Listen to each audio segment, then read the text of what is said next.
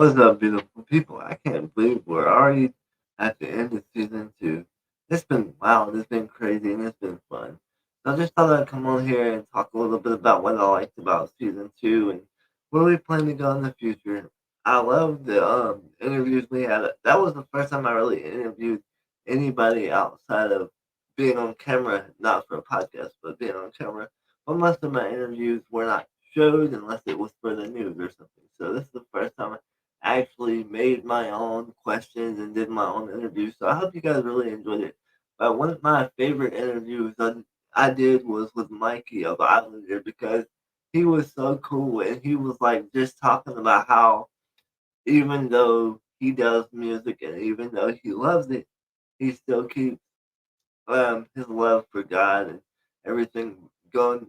And he just let God direct everything, and if God wants him to do something else, he does it.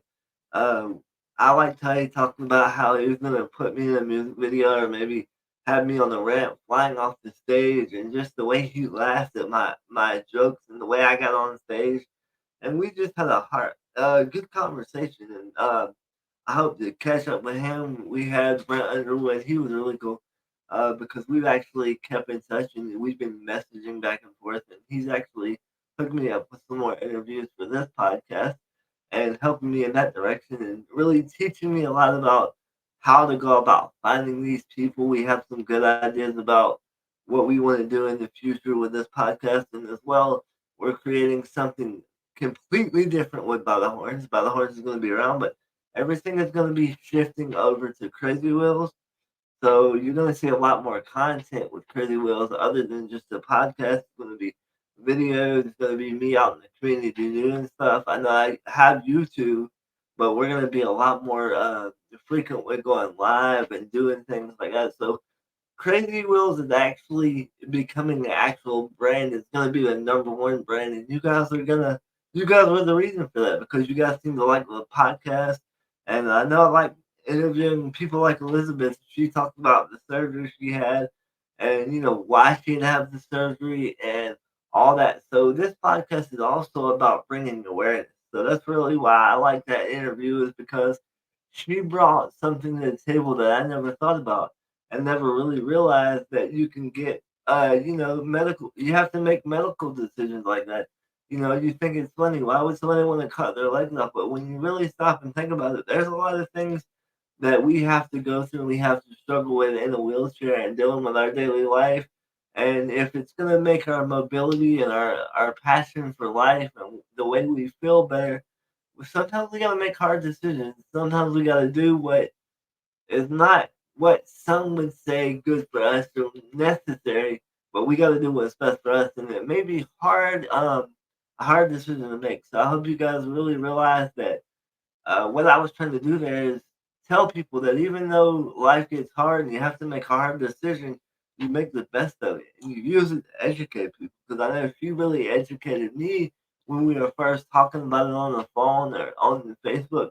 She really educated me about how it was a hard decision for her to make and what it meant for her to not have her legs to be able to move around and be able to take care of her kid a lot better and just her quality of life is better, but it was a hard decision, and that was the way, what I was trying to go with that episode. What I was trying to show you, even though she had to make a hard decision, she made the best of it.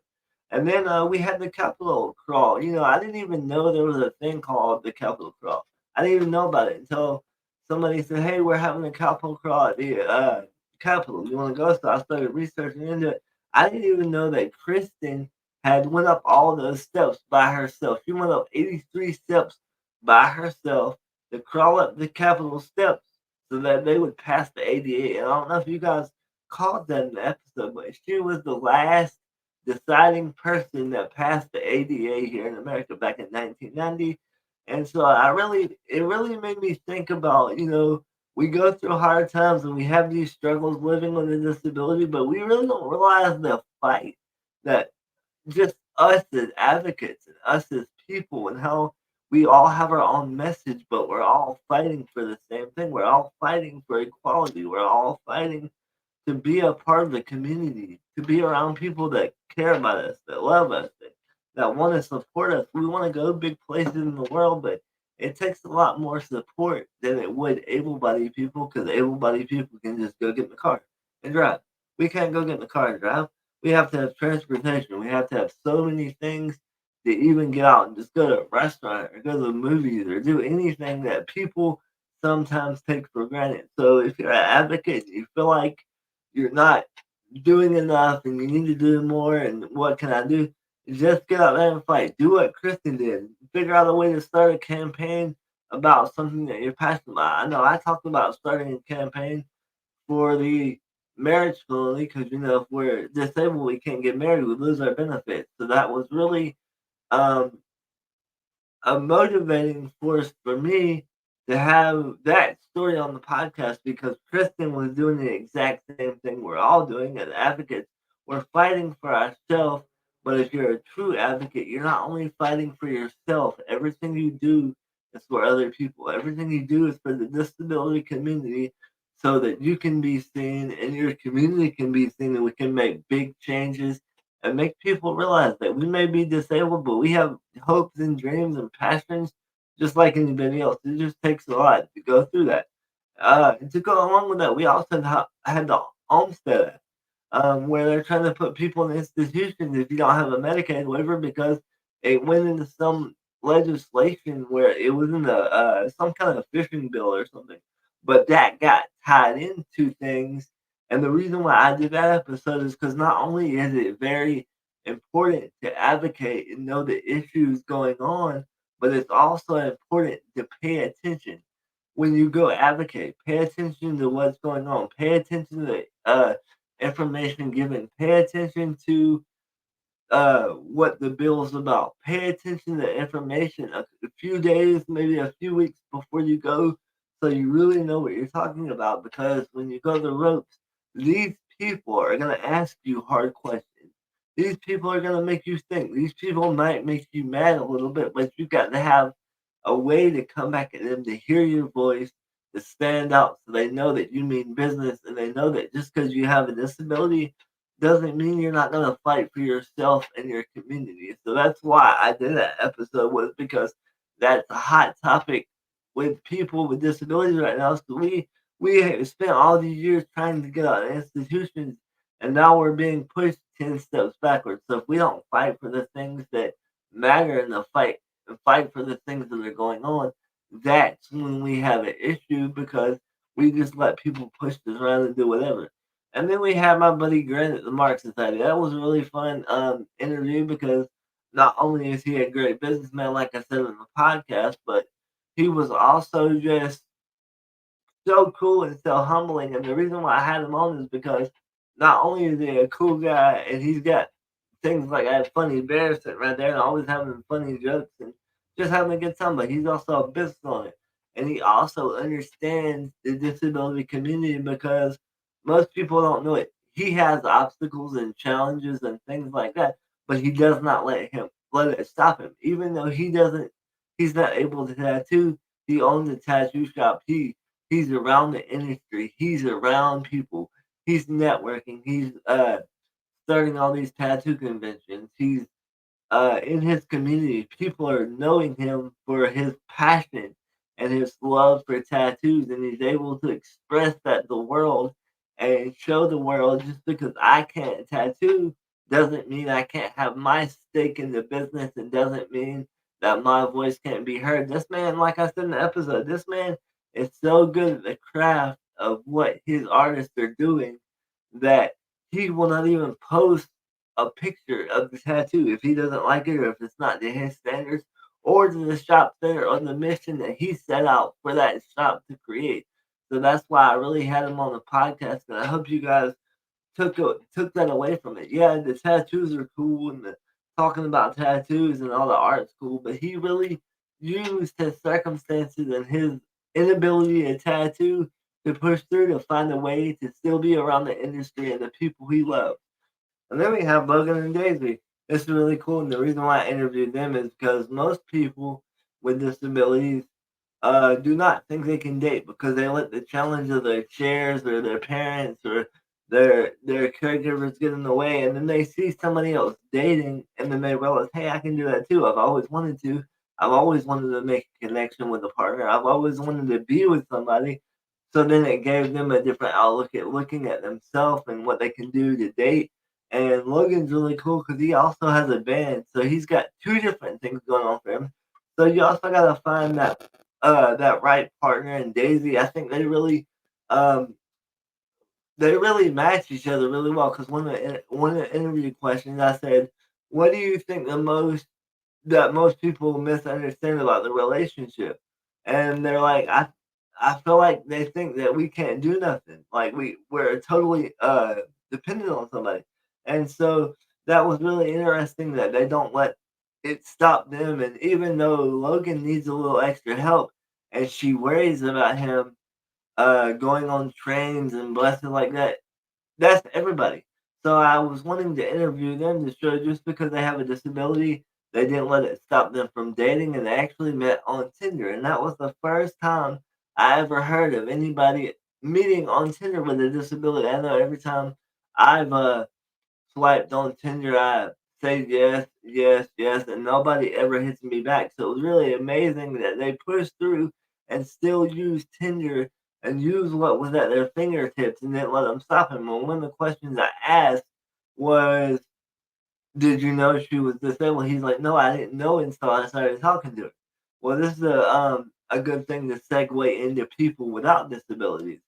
Get to know someone. You may not want to, I don't want to say deal with their disability. It may be too much for you to deal with them as far as um, dating, and you may have preconceived notions or ideas, but you don't really know until you talk to somebody. Because I know plenty of able-bodied disabled couples that they date, but they talk about how the one with the disability is the one that supports them mentally, and we both need a good balance. So that's why I interviewed Daisy and Logan, is because they both not only talk about people with disabilities, but they also shed light on what dating is like for people with disabilities, and gave, what I was trying to do is give the able-bodied community a vision of what it looks like, and to show them that just because people with disabilities have a disability and they have challenges, they can still date. And then we have Logan by himself. And Logan was really cool. I really liked him because he told me about this organization that he teams up with called Minds for Miracles. And it was really cool because I never heard of it. What it is if you haven't heard the episode or you forgot, it's like Make a Wish Foundation, but for metalheads, and they people with life threatening or illness get to come out and meet their own artists, their favorite artists. I'm sorry, not their own artists, their favorite artists, and they kind of have a day of just rocking out their music. And the cool part about that is Logan doesn't let his disability stop him from making music. He actually mixes and records all that off of his iPad and then plugs it on the instruments into it and does all his vocals right there. So it's kind of to me, it's kind of a metal Nine Inch Nails with a little melody. It was really cool because I'd never seen that before. And I thought he went to a studio and rolled up there and had to adjust the microphones. Nope. He does it all by himself from the comfort of his bedroom, and just thinks the lyrics and just writes. And a lot of his music, if you really listen to it, is talking about him and Daisy and their experience dating and how he felt before he met her, and how he just deals with daily life of having a disability. It took me a minute to really catch on to it because I had to really listen to it because I heard the stuff on TikTok and the stuff on YouTube, but when you really listen to it on Spotify, when it's really mixed, it's really good. And that's why I interviewed him, because not only does he go to shows, but he plays. He's like a nine inch nails of metal, so he doesn't let it stop him. He's always meeting people. He's always posting about shows, and he's connecting with people like Monster Miracle. So I hope to have him on the podcast again, or when we do a music festival. I hope he comes out and plays because it's really awesome. So if you haven't heard his music, I advise you to go look up that episode and listen to it. It'll be out. I think it came out today. Yeah, it came out today. So just listen to that and really, really look past people's limitations and don't look at what they can't do and say, "Oh, but they can't do that." No, they can do it. We do it. That's why I made this podcast, not only to inform, but to give you an inside look at not only my life, because season one was all about me and my life and what I go through. So then I want to give it back to other people and say, okay, what do you go through? What do you face?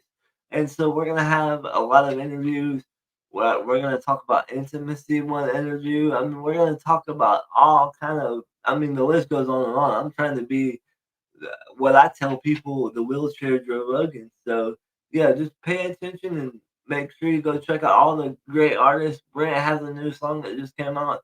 I've been posting on Facebook about that. We've been really connecting, and so hopefully he'll come play a show when we do the music festival and things like that. So, and be sure to check out that interview with Mikey because if you guys are a big fan of Islander, he was great, man. He was just awesome. And shout out to Scott Bowling with Good Company. He was the one that hooked me up with that interview. I was also on his podcast. We go also into the story about how I got on stage with Slipknot, my love for music, and what we plan to do with Crazy Wheels and things like that, so that you guys can see an inside look of what I go through and the question he answered me, and really my love for music, because this is what I've always wanted to do. I've always wanted to interview musicians and interview other people to get their perspective on life. And sometimes people say I'm so good at interviewing that sometimes I can be sitting there and I can be talking to you and I'm thinking about questions like it's an interview. So I really caught myself, even the other day, I even caught myself talking to somebody, but I was looking at them as if it was an interview or something like that. So I'm really learning how to look at different perspectives and different people and just learning how I can turn it into an interview and a podcast, not to be, but how I can inform people. That's a better way to put it. But how I can inform people. So you guys stay tuned and just keep up with me and the podcast, and we're gonna have some great interviews. Appreciate everybody listening.